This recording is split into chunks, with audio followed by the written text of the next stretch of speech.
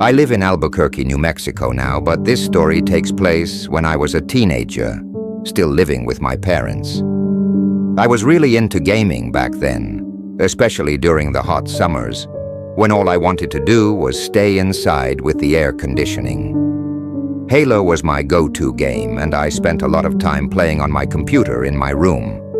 Back when I lived with my parents, they traveled a lot, so I often had the house to myself. I was the last of my siblings to move out, and I remember this happened on a weekend, or at least on a night when there was no school the next day. After coming home from school, I turned in an assignment that was due that evening to get it out of the way. Then I had to run some errands since my parents were away, and they left me some cash for groceries. I had to bring back the receipts to make sure I wasn't pocketing any extra money, which was a rule my dad was strict about.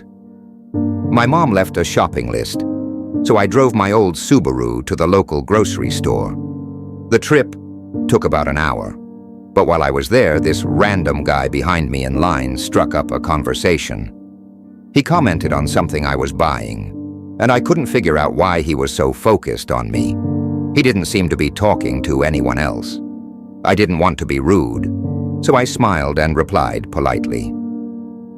After I bagged my groceries, I wished him a good day and headed to my car. The heat outside was unbearable, and I couldn't wait to get back home. It was June, and once I'd done my errands, I wasn't planning on going back out. By the time I got home, the sun had set, so I fired up Halo on my PC and messaged my friend, Evan, to hop online. He joined my game, and we started playing our usual mode, Team Slayer. I was wearing my noise-canceling headset, and we planned to game all night. A couple of hours into playing, I told Evan I needed a break to make some dinner. He said he'd take a break too. I went downstairs and made some pasta, and as I was sitting in the kitchen eating, I heard a strange thud from upstairs. It didn't sound like much, but for a moment I wondered if it could have been a footstep. That seemed unlikely, though, so I brushed it off. Still, I went and locked the front door, which I normally didn't bother with. The neighborhood was pretty safe, and I never thought about anyone breaking in. I went upstairs again, just to be sure, and called out, "Tyler?" My brother's name.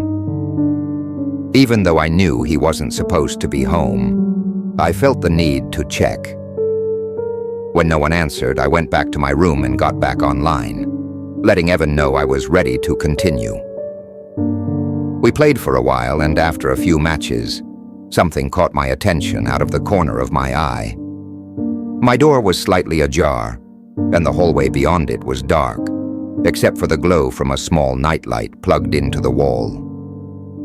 Some of the blue light from my room spilled into the hallway, but there was a thin sliver of pure blackness between the door and the frame, and I couldn't see through it. I didn't think much of it at the time. After a couple more rounds, Evan took another break. I checked my phone, then glanced toward the hallway again. This time, something was different.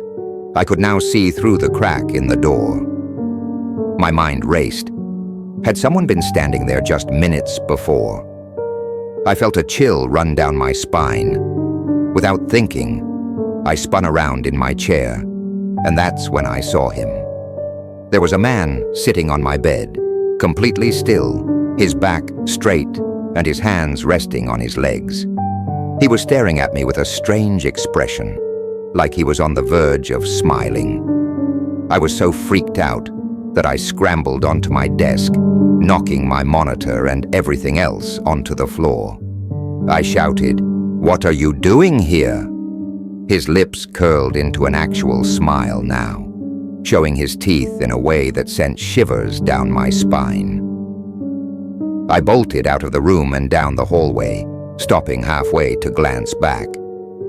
I could hear the bed springs creak as the man slowly stood up and walked toward the doorway. He stopped there, just staring at me. Again I shouted, "What do you want?" In a slow, almost broken voice, he asked, "Can I play too?" I demanded to know how he got inside, and he pointed toward the stairs, indicating he had come in through the front door. I was completely panicked. I ran downstairs to grab the landline phone since my cell was still in my room. I also grabbed a kitchen knife. Shaking, I screamed, "Leave! I'm calling the police!" I heard his footsteps as he descended the stairs. The last time I saw him, he walked past the kitchen, gave me one last glance, and then stepped out through the front door. I rushed to lock it behind him for the first time that night, feeling incredibly stupid for leaving it open. For several minutes, I stood there, wondering if I should tell my parents. Eventually, I did. My mom was worried at first, but soon enough she was furious and handed the phone to my dad. He told me to go through the house and check if anything was missing. I did, but everything seemed untouched. I told him something was seriously wrong with the man, and my dad said, "Yeah, I figured." The guy hadn't been aggressive, but there was something deeply unsettling about him.